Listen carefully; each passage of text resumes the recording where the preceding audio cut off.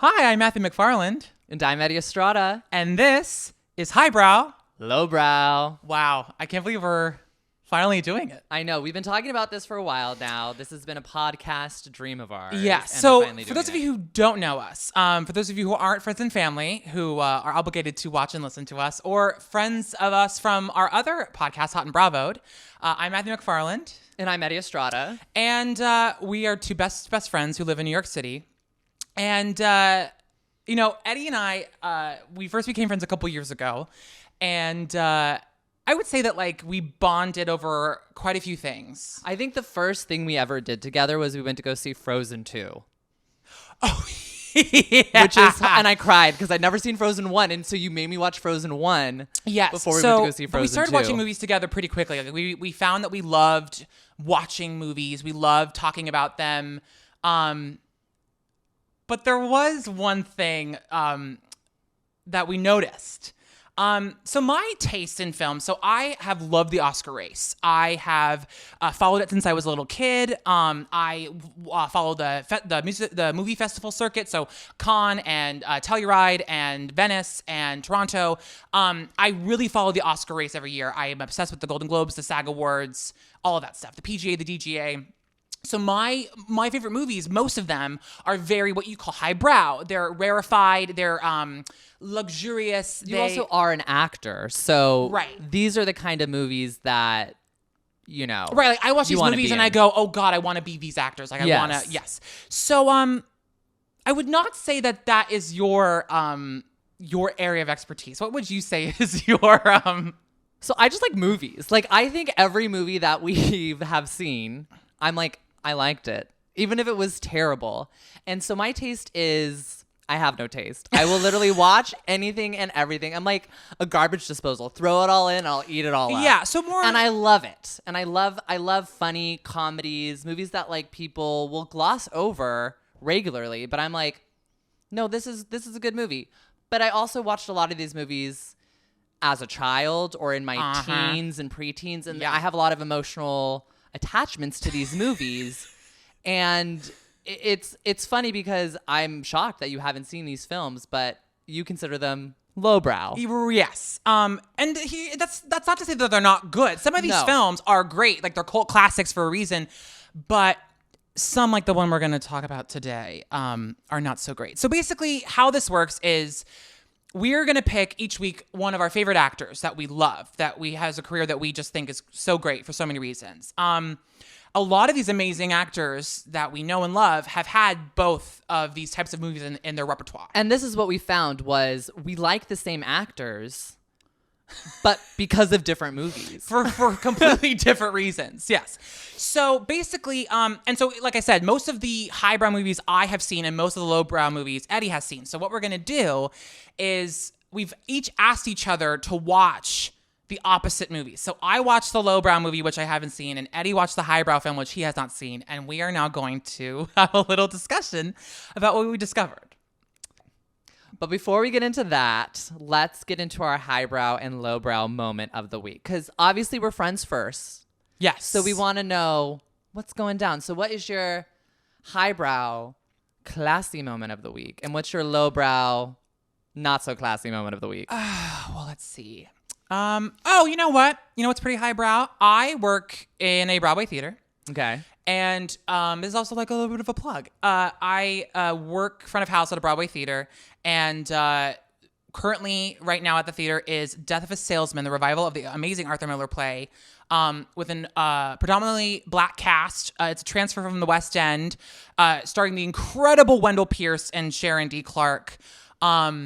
I have been working there every night, and I feel very, very fancy because it is a brilliant piece of theater performed by a brilliant group of actors. I feel very, very she when I'm there. And my lowbrow, I honestly didn't get to that this week in terms of watching something shitty.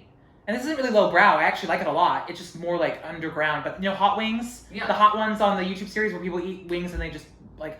Well, I guess my highbrow moment of the week is I saw Avatar re-release. Oh my God. I can't believe I didn't make that my highbrow moment. Yes. Oh. Which we saw in IMAX with 3D. Holy shit, man. And it made me cry. I had seen the movie when I was younger, but I didn't realize how good the movie was. I don't give a shit what anyone says. That movie holds up 100,000%. It was amazing, but I feel very cultured for having finally seen it and realizing the story and everything that it's about. What was your lowbrow moment? My lowbrow moment of the week. I mean, it's my life. Let's be real. Oh. I mean, no, what I usually watch. So, like, I mean, I guess lowbrow, you can consider it lowbrow, but like, I went through the entire new Chucky series. I'm a big horror fan, and most people consider horror to be very lowbrow. But plug, if you haven't seen the Chucky series, season 2 comes out on October 5th of 2022.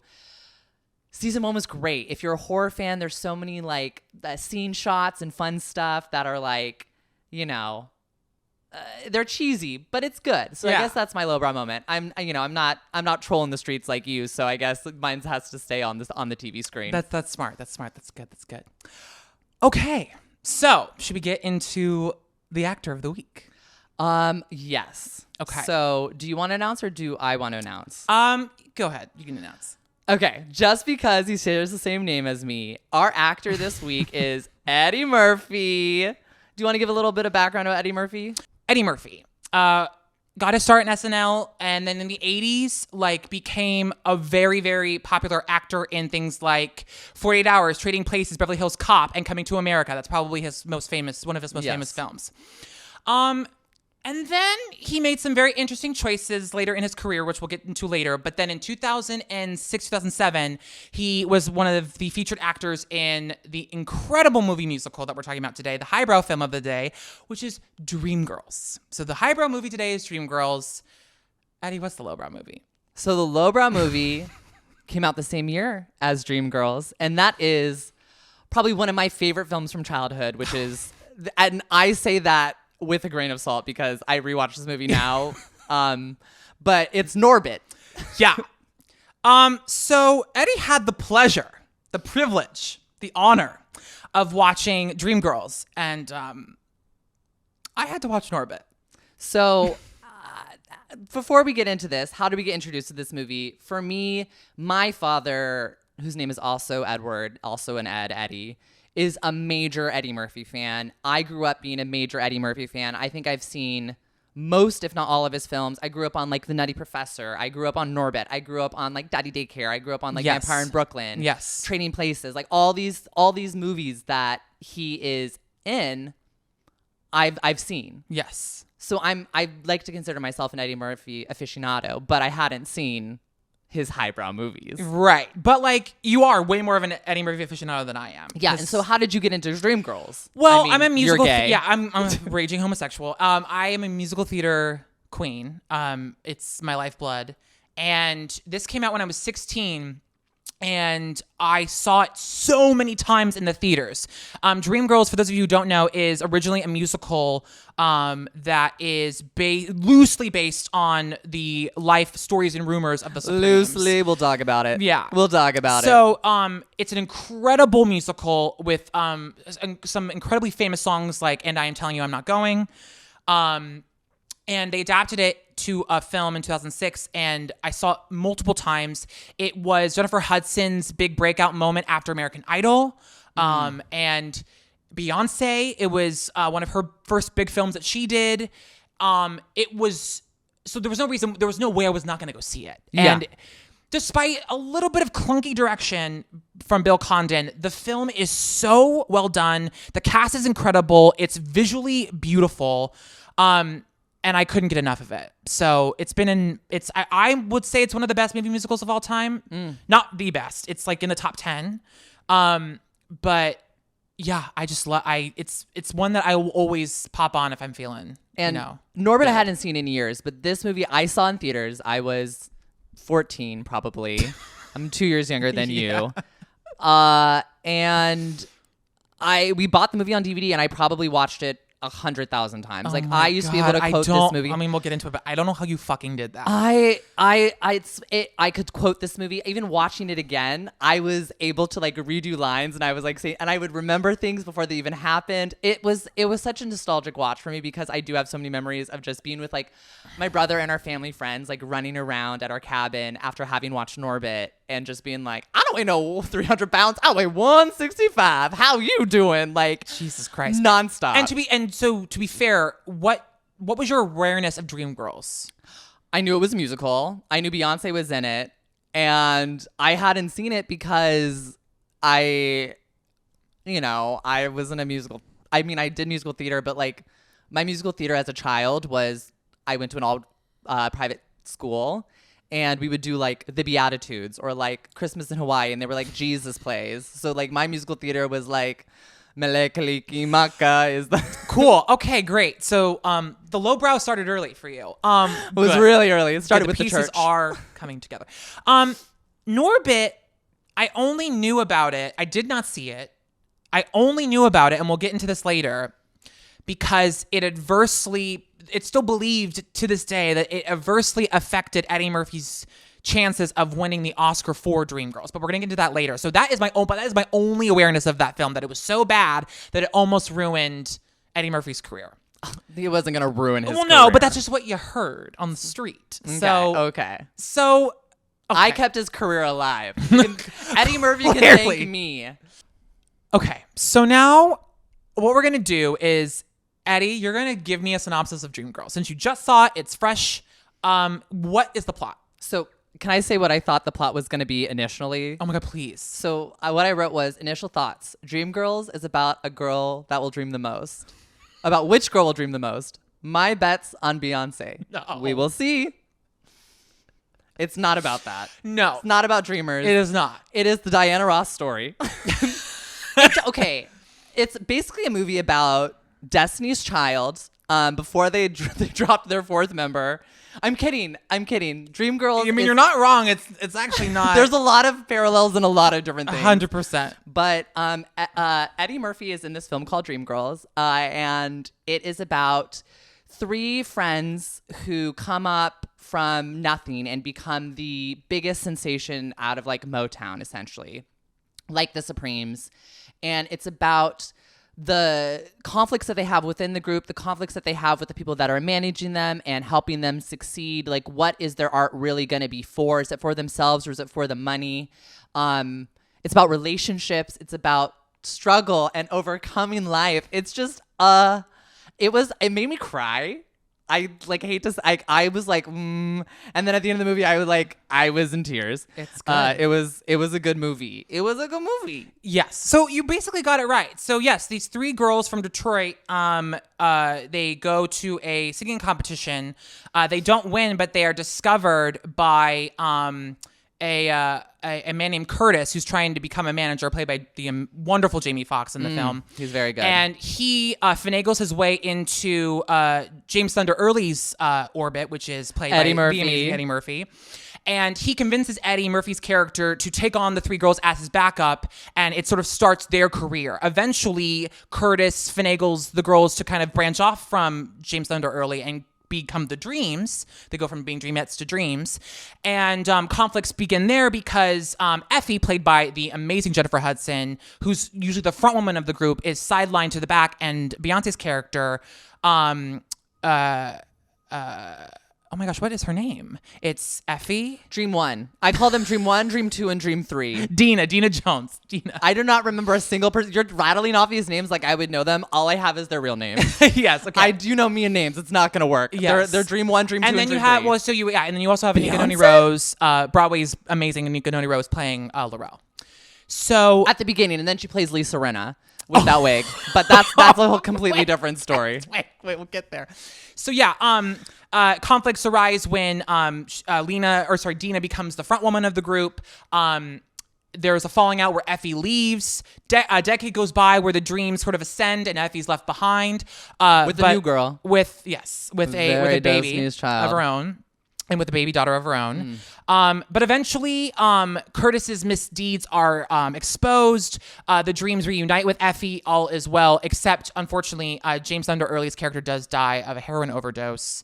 That is a conflict that is sort of hinted at throughout the entire piece, that Thunder Early's is just between cheating on his wife and drugs and alcohol. He's living the life of like a rock and roller. Yeah. And it ends up being his demise.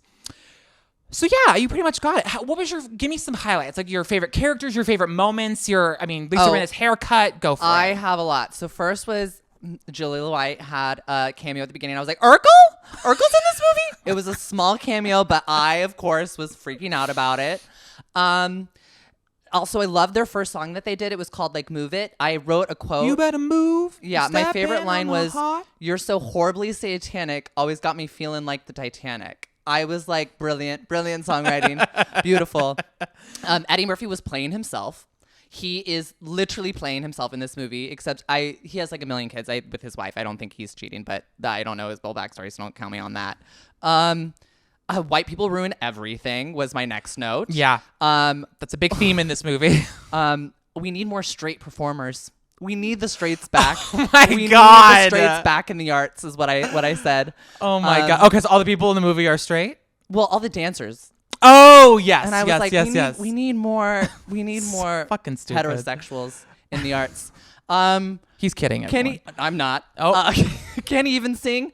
I also said that about MLK once in my life. When they made the MLK record. Please give people reference who haven't seen the film. Sorry. So in the film, Effie's getting a recording contract essentially, but they make a record for MLK's speech first, and she's like, "I Have a Dream" speech. Yeah, and she's like, "Can you even sing?" And I was like, "Girl, same." That's what I thought, but it was great. It was all a joke, and I loved that. I loved that little thing. I really had a problem with Effie throughout the whole movie until the end. Yeah, most people do. Like, I was like, girl, you need to go to therapy. I don't, but she should. Oh my God.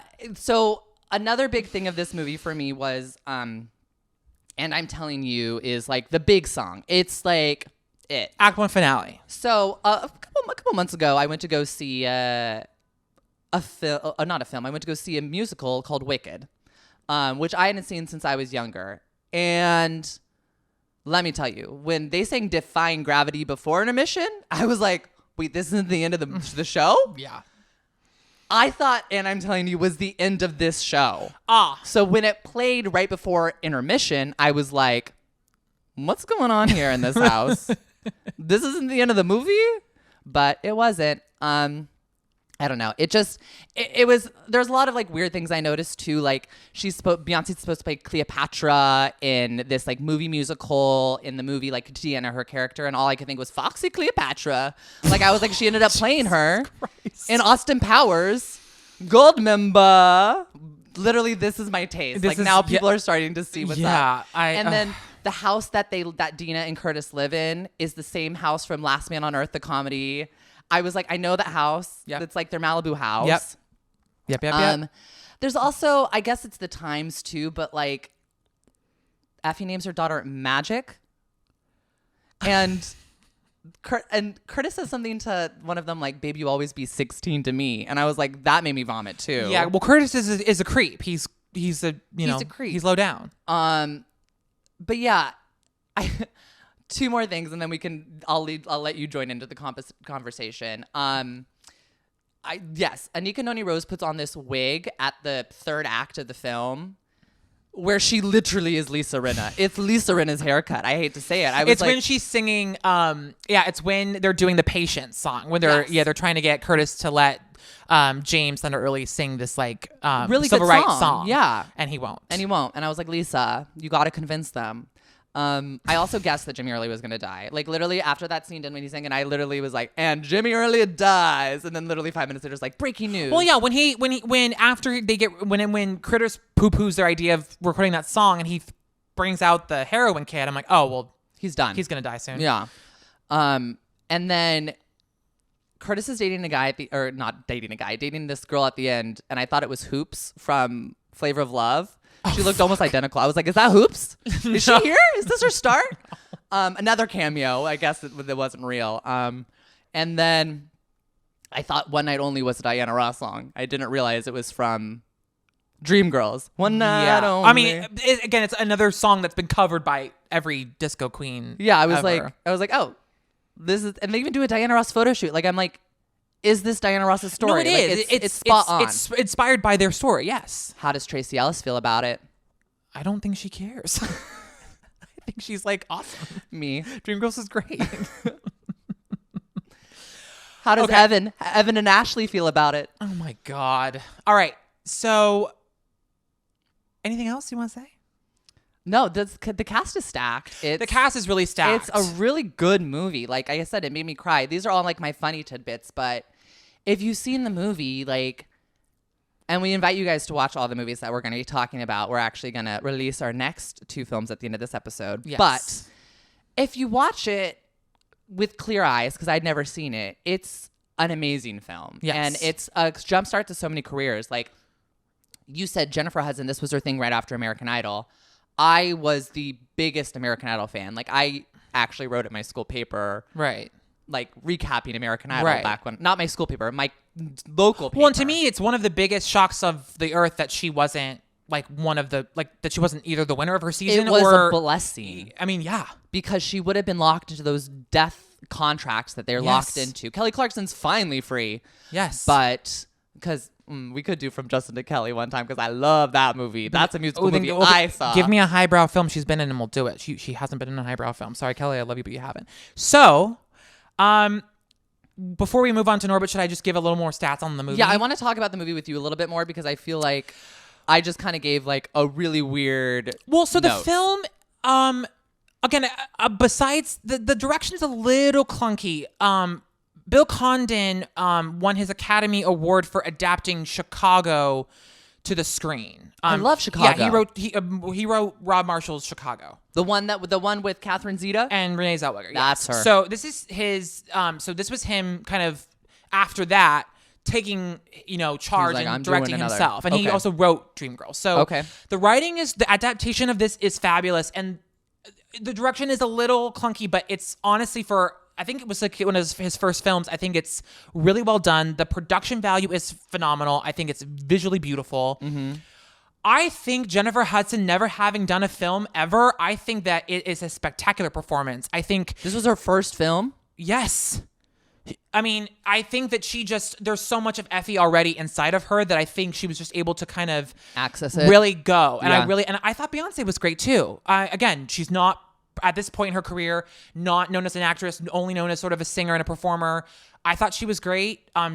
She did get a Golden Globe nomination for Best Actress and didn't win, which she shouldn't have because her role wasn't big enough. But like, it was nice that she got recognized. I thought she was good. I thought she was good. And Anika Noni Rose was a perfect choice for Laurel. Honestly, she was my favorite. Yeah. And so let's talk about the Eddie Murphy of it all. So Yes. this was Eddie's chance to win an Oscar. This Okay. was his moment. He was nominated for the SAG Award and won. He was nominated for the Golden Globe and won. He was often nominated with the same people in all of these awards ceremonies. Dreamgirls, the film itself, was nominated for the PGA, was nominated for the DGA. And again, this was back when the nominees were only 5. So it was very highly competitive. It's a big deal. Yeah. So, so much happens between when the movie comes out, when Oscar nominations are announced. And like I said, Norbit came out. And we'll get into this later. But Norbit was such a blow to Eddie's press on Dreamgirls. It sucked up a lot of the oxygen around how good his work was in Dreamgirls. And it reminded people of all the shitty movies he made in the 90s. I don't think that's an excuse not to award an amazing performance. And again, if you go back and look at the other people that were in that category, I still think Eddie is the winner. But unfortunately, he was snubbed and he lost to Alan Arkin from Little Miss Sunshine. Whatever. I think that performance is fine, but I think the Academy likes Alan Arkin, and that's sort of why he won. But Like white people. yeah, I don't think that other people who have. And again, we'll talk about this a little later, but other people who have been in similar situations as Eddie Murphy have still won their Oscars, even when bad films have come out at the same time. But we'll get into that later because there's a special name for it that I want to get into after we talk about Norbit. Yes. And yeah, Jennifer Hudson won her Oscar for this film. It was nominated for 8 Academy Awards, but was famously snubbed for Best Picture and Best Director. Out of nowhere, Clint argue. I mean, I haven't seen it. I want to. People argue that Letters from Iwo Jima is Clint Eastwood's one of his best films ever made, and he snuck in there last minute for director and picture for Letters of Iwo Jima. It was the follow-up to his other war epic, Flags of Our Fathers. It was nominated though for 8. 3 of those nominations were for Best Song. They lost to Melissa Etheridge's song she wrote for An Inconvenient Truth. That makes sense. I believe it did. So then in terms of what it did win, it won Best Sound Mixing, obviously, because the seamlessness with which the recordings of the songs, and it was beautifully done.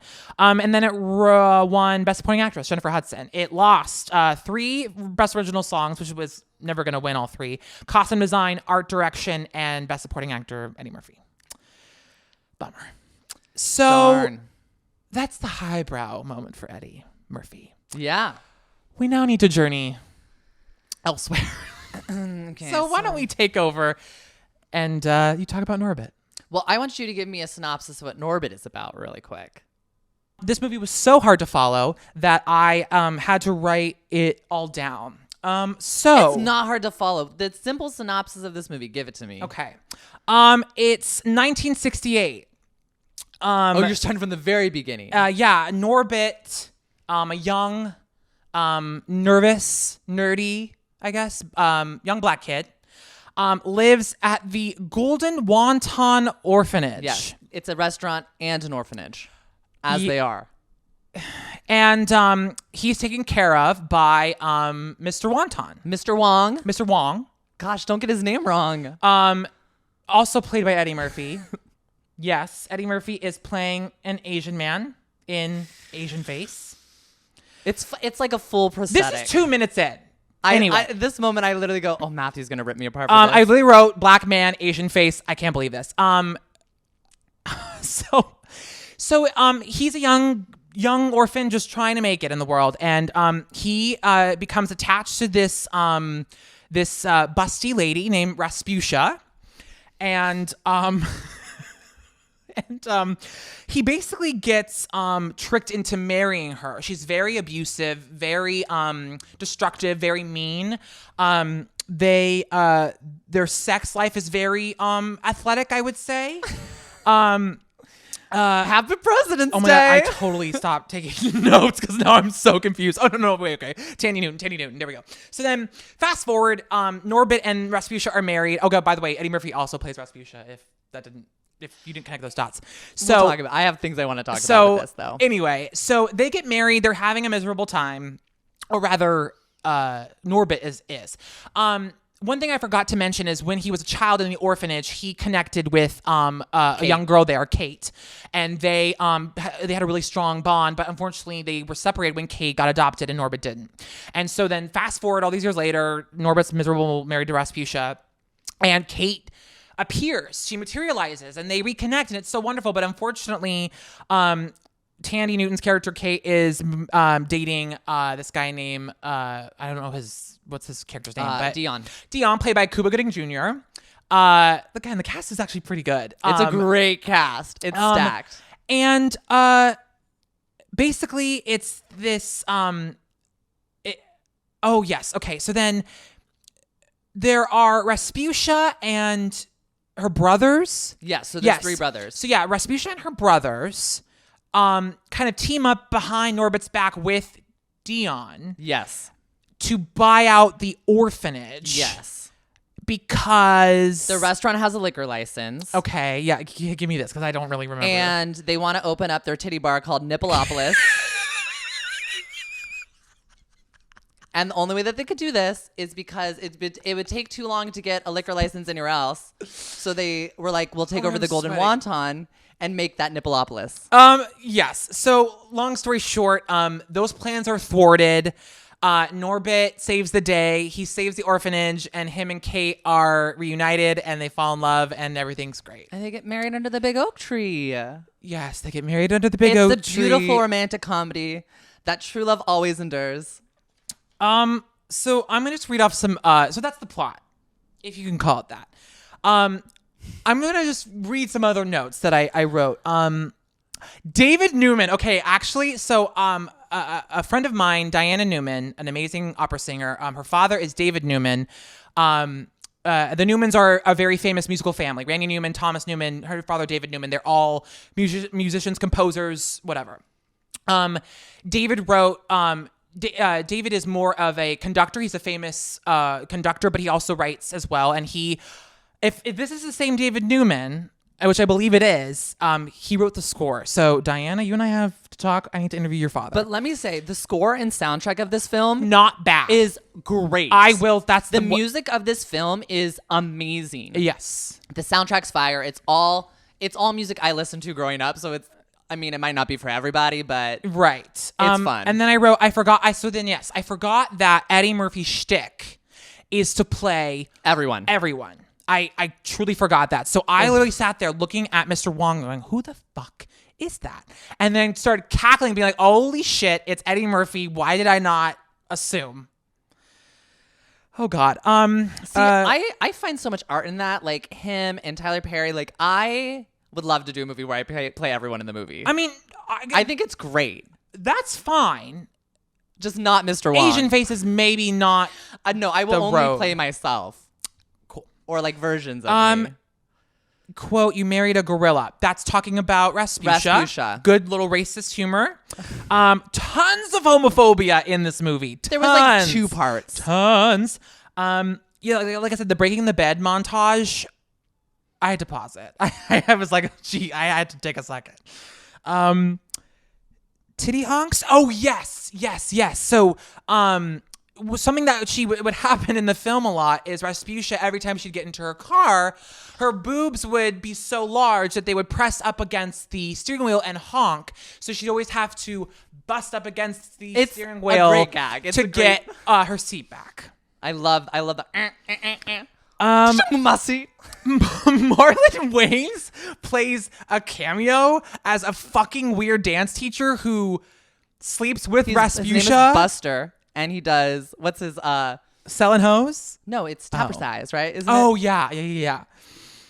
Selling hose is the license plate. Yes. No, Selling Hose is the license plate for my 2 favorite characters, played by Eddie Griffin and Cat Williams, which is Pope Sweet Jesus and Lord Have Mercy, the 2 former pimps who run the barbecue joint down the street, who take care of Eddie. Because Rasputia has to get like 3 racks of ribs every day, so he always has to go pick them up. That's right. Oh my God. I love Pope Sweet Jesus and Lord Have Mercy. They are the best part. Rasputia is cheating. The puppet show. Oh, so so Norbit still works at the orphanage. He volunteers there. Right. And does puppet shows for all the kids. Right. And right after Rasputia breaks up with him, which is when Kate comes in, or doesn't break up with him, cheats on him, his puppets go a little wild and he starts acting out his life with the puppets. And it's like, you bitch ass, like, what you doing? It's really crazy, but it's funny. And then again, I wrote Tandy Newton in all caps. I wrote Cuba in all caps, and then I wrote the last note I wrote because I had to put my pen and paper down and just watch and just get through it. What the fuck? Why does she kill the fucking dog? She doesn't kill the dog. I know, but I thought she did because for no fucking reason, this crazy bitch decides to just drive headfirst in this poor puppy. No, you missed that whole part at the beginning of the movie. So the dog won't stop barking, and it always barks at Rasputia. So she's so annoyed. She's so annoyed with the dog and the old lady, and she like is yelling at the old lady that finally, when she sees the dog and she sees her opportunity, she's like, "I'm gonna go for the dog." The dog doesn't die, and later he gives advice to Norbit. He speaks to Norbit, and is like, "You can do this. You can make it out," with his little wheelchair legs. It's a great arc for the dog. All right. Well, so that's basically all I had. Why don't you enlighten people about the stats on this one? Okay, but before we get into the stats, literally this movie, like I said, was one of those movies I watched 100 million times when I was a kid. Know it front to end. Watching it back, there are a lot of problems. It's not... It could not be made today. Absolutely not. But I still enjoy it for what it is. It has a lot of my favorite... Like, a lot of my favorite jokes, a lot of my favorite, like, memories. Like, one of my favorite jokes is they do this, like, launch in Rasputia gets into, like, the inflatable house, and she, like, launches a kid, essentially. And I cannot tell you how many times after we saw this movie, my friends and I and my brother would try to launch each other in... I'm sure. Jump houses because of Rasputia. But... they do this whole thing, and she launches this girl up into the air, and she lands into a hay bale behind Pope Sweet Jesus and Lord Have Mercy, the pimps. And he goes, "Oh man, it's raining white girls." And she goes, "She better move because I'm wishing." She's like, "All my wishes are coming true." And Pope Sweet Jesus goes, "Well, she better move because my wish is for a Cadillac." And so I love that line because it's like, all these white girls are flying down from the sky. My wish is coming true. He's like, "Well, she better move because I wish for a Cadillac." Great line. See, great that's the joke. thing is like that's all that they needed. They didn't need Mr. Wong. Well, Mr. Wong I think Mr. Wong is really funny too, but like he could have been played by An actual Asian person because it's but I like the whole idea of like Norbit was raised by his like Asian parents, basically of the orphanage, and like he's had this whole life, and Mr. Wong is a great character because every time he's like, Norbit, you need to step up, like you need to grow up and be a man, like get away from Rasputia. Yeah, he's kind of always been his. I like to think of Mr. Wong as like the Jiminy Cricket of the movie, where even though it's harsh, he's trying to give good advice to Norbit the whole time, and he's also obsessed with Moby Dick. So at the end, he's able to like pierce Rasputia with the whale spear because he calls her a whale. But Mr. Wong says arguably some of the most offensive things in the movie. Yeah, because he's old. Like me, I'm like, whatever. Okay, so let's get into the stats of this movie. Give us some stats. And these stats are a stark contrast to the ones I gave for Not really. Dreamgirls. This movie was nominated for an Academy Award. How many? One. But still. For makeup. That's an Academy Award. For makeup. Still. For makeup. Oscar-nominated film Norbit. Also, Razzie Award winner. It was nominated By the way, for those of you who don't know, the Raspberry Awards or the Razzies are the worst of the year. It is my goal to win a Razzie. I want to win worst actor at the Razzies. Yeah. Like that is actually it's that you want to do that and show up. Yes. Show up and accept the award. Kids Choice Award or Teen Choice Award, I want that surfboard. I want a blimp. I want to get slimed and I want a Razzie. Yeah. These are my goals. This is why you want an Oscar. You want an EGOT. I want a Razzie. This is who we are. You want a regot. I want a because you want a Teen Choice Award and then an R like a Razzie. So we'll get there. So they won. They were nominated for 1, 2, 3, 4, 5, 6, 7, 8 Razzies. Nominations for worst screenplay, worst director, worst on-screen couple, worst actor for Cuba Gooding Jr. Oh, and worst picture. Wait, so Eddie wasn't nominated for worst actor? Worst actor was winner Eddie Murphy. Oh, okay. So they were both nominated. But he won. Yes. Got it. Worst supporting actress was also a winner. Eddie Murphy as Rasputia. Worst supporting actor was also a winner. Won by Eddie Murphy for Mr. Wong. So he sweeped actor, best supporting actress, best supporting actor. That is, I was afraid you were going to say Thandie Newton. I'm like, oh no. No, Eddie Murphy won all 3, which I think is the greatest thing. That is amazing. That's I mean, in 2010, he did win the Razzie for Worst Actor of the Decade, which included this film. But like, he's not. I think so. This is me like going for Eddie Murphy. Eddie Murphy is a stand-up comic. Eddie Murphy came from the world of comedy. This is the stuff he loves to do. He enjoys doing. He wrote this movie. Like he wrote this film. Yes. It's funny. There's great jokes. It's an entertaining movie. Like he also is allowed to go and try and do and be amazing in dramas.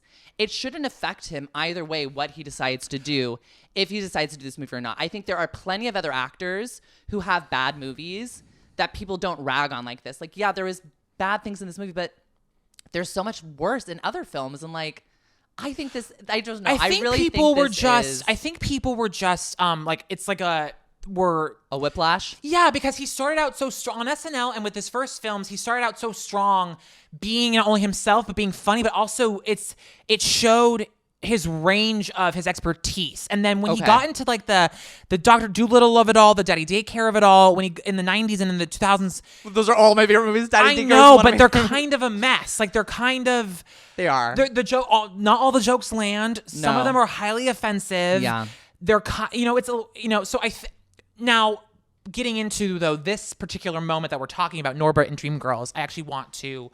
You need to discuss what went down. Yes, because Vanity Fair actually wrote an article about this a couple years ago called The Triumph and Tragedy of Eddie Murphy. They wrote it in 2017, and it's sort of about this idea that he is so good and he is so talented, but people write him off because of some of the things that he's made. And I don't know. I agree with you. I don't think that that's fair. I think it's kind of ridiculous. But in this moment when Norbit and Dreamgirls came out at the same time, I can see a bunch of stuffy Academy members being like, you disgrace the art form, you how dare you, la la la la, just like kind of being too highbrow, if you ask me, and wanting to punish him. And I think that's what happened here. And it was so apparent that it's been called the Norbit effect. Yeah, they named it after him. They name it after him. So some of these actors actually might show up sometime in our podcast, but Alec Baldwin, Anne Hathaway, Tom Hanks. There are examples of people that say that movies came out the same time that their Oscar push came out, and it affected their chances. And they literally called it the Norbit effect because that's what they say happened to Eddie Murphy. So I do think some of his films are garbage, but I think that he has done such great work that like one day we need to acknowledge how good this man is. We need to shower him with more praise. And I thought we were going to with Dolomite Is My Name, which, by the way, must see it if you haven't. And I thought that's what was going to happen, and it didn't. So, I just, it makes me upset because I think it's a twofold problem that I think we see in Hollywood a lot, where one, actors who started as comedians are not ever given the actual like recognition they deserve. Of being an actor? Of being an actor because, yeah, drama is hard, but so is comedy. Comedy's harder. Comedy is harder. Everyone tells you drama's hard, comedy's harder. Everyone says that. It's tough to like get the timing right, get the it's all about tone and inflection and every little detail. And most people are just born with it. You can either do it or you can't. It's in their brains. It's, you know what I mean? And Eddie was born for it. Was born to do this, and it's upsetting. I think that's the first problem. And the second problem is like I also think like people of color who are actors have not gotten the recognition that they deserve, and people find small little things to punish them about. This isn't a terrible movie. This shouldn't have cost him the Oscar. No. At all. I mean, and Alan Arkin's gonna win. That dinosaur's won how many awards? Let him die. Well, or is he dead? I'm sorry. Well, he is dead. R.I.P. to Al AAA. But for me, he wasn't the best part of that film. Arguably, Eddie is the best part of Dreamgirls. You could argue he is. To me, he's the thing that drives that train. Because he gets the girls. He has the whole thing with his Lottie. vocals are fantastic. Okay, that's the thing. Eddie Murphy can sing. He's multi-talented. Eddie Murphy is a star. No, and that's why we wanted to start with him, because I love Eddie Murphy. Yeah, and we thought this was such a good example of like these actors make these choices and have these huge ranges, and their careers are just like all over the place, and we just like love talking about why they made these choices and why they did this. But can I also say something that I feel like this has had lasting effects in comedy and in film, because we don't have fun movies anymore. No one's allowed to make a fun movie, and everyone who has a fun movie, it's like it never makes it to see the light of day. Everything has to be, or it's like it has to be a highbrow comedy. It has to have all these layers of meaning. Why can't we just have a stupid film about a wayward relationship, a guy who just wants to like I honestly marry think this we're girl. on the precipice of this coming back, because I think that cancel culture has gone so far in one direction that people are kind of saying we don't need to be offended about every single thing. And so I think comedies are going to start coming back, where we become equal opportunity offenders again, and we start making fun of everyone again. But it's not even just that. It's a story doesn't have to tell a deep emotional meaning. It doesn't have to have some moral. It doesn't have to, like, this movie is just about a fun movie about a romantic comedy gone haywire. But there does need to be, I will push back a little bit, there's precision with comedy, even when it's lowbrow. Well, I mean, this is a story about a man overcoming his own insecurities and becoming the person he was meant to be for the woman he wants to actually love, which is the story. Okay. His whole life he's been put down. He was never accepted. He's always been like, you're never good enough. Be with Rasputia. He finds his power through his love, and he takes that love to the ultimate, the ultimate place. And that love is what saves the day. It saves the orphanage. Wow. It saves Tandy from Dion, who has like 3 other wives and a ton of kids and is just playing her. See, that's what I mean. It's just a fun film, and it doesn't have to be that deep. It's just about a guy overcoming his own insecurities to win the love of his life back. That's fair. And one more thing I did want to do before we moved on and wrap this up is I wanted to read the Rotten Tomatoes consensus for both of these films, because I think it It's what we're talking about is baked into both of these. So for Dreamgirls, 79%, 208 reviews, which is solid back in the day. And it's 71% audience score of 250,000 ratings plus. And the critics' consensus was Dreamgirls' simple characters and plot hardly detract from the movie's real feats, the electrifying performances and the dazzling musical numbers, which I would agree. Yeah. But then listen to this. Norbit, 9% on Rotten Tomatoes, 123 reviews, 53% audience That's review. not bad. Not bad. So it's like we're like 50-50, Yeah. you know? Coming off his Oscar-nominated performance in Dreamgirls, the talented but inconsistent Eddie Murphy plays 3 roles in Norbit, a cruel, crass, stereotype-filled comedy that's more depressing than funny. Yeah. But baked into the consensus it talks Oscar. about Dreamgirls. Yeah. It's such bullshit. I'm really glad Halle Berry didn't suffer the same fate with Catwoman. I'm glad we fucking gave her the Oscar she deserved and didn't write her off for Catwoman. I liked Catwoman. Was that not a good movie? Edward. See? I love Halle Berry. She accepted the Razzie for that one, didn't she? Because she's a badass bitch. Yes, she did. Yes, she fucking did. I don't think it's a bad movie. Okay, let's move. Let's move to our final part where we're gonna do ratings and our highbrow and lowbrow of the movie. So, Okay. what was your highbrow moment of Norbit? What was your lowbrow moment of Norbit? And what do you rate Norbit? Okay, my highbrow moment. Honestly, the highbrow moment, which I thought was very sweet, was at the end when they the bringing us back to the tree, where they met under there and they promised their love under the tree, and then they promised their love again under the tree. I thought that was a very good dramatic device. Okay. My lowbrow moment.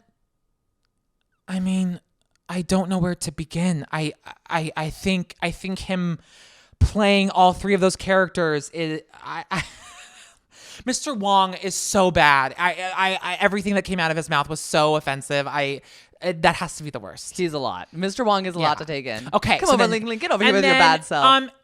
Eddie, you came up with this rating system, which I love. I give this 1 out of 5 Matthews. 1 Matthew out of 5. Yes. 1 being not very good, 5 being quite good, very highbrow. I gotta give it a 1. This was a tough film for me to watch. I love Eddie Murphy, but this was tough. Okay. Okay. What was your highbrow moment of Dreamgirls? Your lowbrow moment of Dreamgirls? And how many Eddies do you give this? Okay. So I think my highbrow moment of Dreamgirls was the moment, and it's the moment that made me cry. It's the moment at the end when they bring out Effie and they just show her daughter. It's going to make me cry again. They show her daughter in the audience, and you just saw the daughter earlier that was like, she was so embarrassed and so just, she did not want Effie to be her mother at all. When she's in like the trying to find a job, and then just seeing how proud she is at the end of her mom, it's literally making me cry again. Like this movie, this movie does stuff to you. I feel like this is gonna happen to you a lot on this podcast. I'm gonna be angry at you, and you're gonna be emotional. But yeah, it was one of those moments in a movie where I was just like, wow, that was so beautifully done. And the way that they just lingered on each of the faces, and it wasn't too much of the singing. It was just enough on the daughter that I was like, wow, this is a beautiful moment. Lowbrow has to be the Jackson 5 that they literally just reworked ABC to perform. Yeah, and I was really? Yeah. I was like, this is literally ABC. Like, I'm also a Jackson 5 fan. Totally. Grew up with MJ as well. Girl meets boy, boy meets girl. They can fall in love in a perfect world. Yeah. But that was, So I'm going to give Dreamgirls, I'm gonna give it 5 Eddies out of 5 because this was a movie that I absolutely did adore. I did love. I didn't find really anything bad with it. I was like, I would listen to all these songs if they were on like my Spotify. I really thought everyone in it was perfectly cast. It was a great story. I mean, it was an amazing story, but it was like a good story. Like I have to give it 5 Eddies out of 5. Do you happen to know how much Norbit made or how much it cost? No. I'm pretty sure, just because I have a photograph in my head, I'm pretty sure it cost $80 million and they made $133 million. Norbit? No, Dreamgirls. I don't give a shit about no. $80 million to make Norbit? Dreamgirls. I believe they made close to $133 million, and it cost $80 million to make, so they made back their money. Anybody fighting $80 million? Right. And it was one of the highest grossing, it was like in the top 10, I think, of highest grossing films of 2006. I don't know if Norbit was the same. Well, it was highest grossing in my heart. But that, I'm so glad we're doing this. This is so much fun. Yeah, no, this is great. This is so much fun. We're going to obviously have many more episodes throughout the end of the year. Yes. Our next episode, should we announce the movies and our Yes. actor? So what we want you guys to do is we want you guys to watch these films with us so that you can follow along and have your own comments. So next time when you see us, the beautiful, the talented, one of my favorite actresses of all time. You actually picked this for. I did.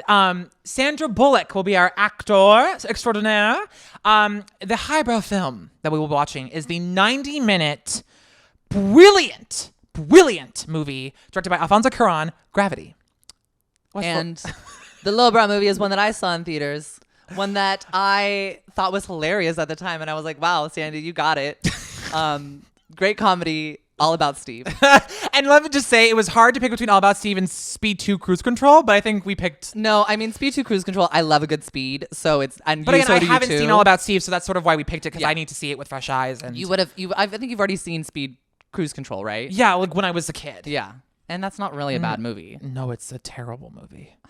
Speed is great. Speed 2 is not. I mean, I Okay, maybe we will do... Well, because Willem Dafoe is in Speed 2, so no, if we... I want to do Highbrow all up- about Steve. No, but if we do Willem Dafoe at some point, we can do... He's the villain in Speed 2. It's possible. There's other movies, maybe. So, thank you all so much for joining us for the first episode of Highbrow, Yes. Lowbrow. And make sure you subscribe to us on a million different places. We're going to be on Instagram, YouTube, TikTok, and obviously wherever you listen to podcasts, whether that's SoundCloud, Stitcher, Google Play Music, or iTunes, or Spotify. Yeah. Did I do them all? You did them all. That's where we're going to be, and that's where you can find us. And we're so excited to get this started. Make sure you guys subscribe so you don't miss a single episode. And we're open to suggestions. Yes, please. We do not know everything. If you have an actor that you're like, just look into their, look at their IMDb resume. and tell me what you see. Yeah. Please help us out. But, yeah. So thank you. I love you. Love you too. This was so fun. All right. Bye, y'all. Bye.